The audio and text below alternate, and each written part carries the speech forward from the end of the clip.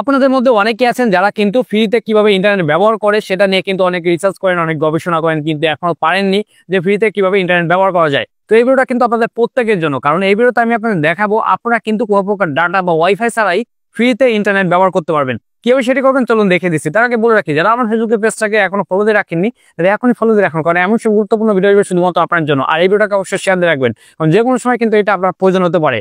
Internet চালানোর জন্য অ্যাপসটি প্রথম প্লে স্টোর থেকে ইনস্টল করে ওপেন করে নিতে হবে। আমি ওপেন করে নিচ্ছি। দেন আপনাকে এমন একটা পেজ শো করবে। এখানে দেখুন লেখা আছে অপশনে ক্লিক করবেন। দেন এখানে দেখুন লেখা আছে প্রক্সি সেটিং, এখানে ক্লিক করবেন।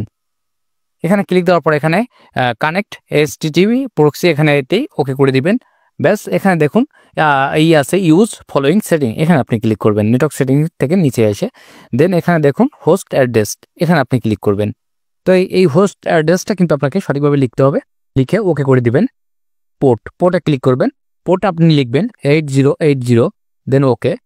এই যে ইউজ প্রক্সি, এখানে আপনি ক্লিক করবেন। ফিরে আসার পর এখানে নিচের দিকে দেখুন লেখা আছে স্টার্টে ক্লিক করবেন।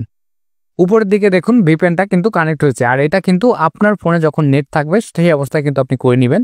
দেন এখন আপনি আপনার ওয়াইফাইটা বন্ধ করে দেবেন। আমি আমার ওয়াইফাইটা বন্ধ করে দিচ্ছি। যে আমার ইন্টারনেট প্যাকেজটা ছিল সেটা কিন্তু শেষ হয়ে গেছে।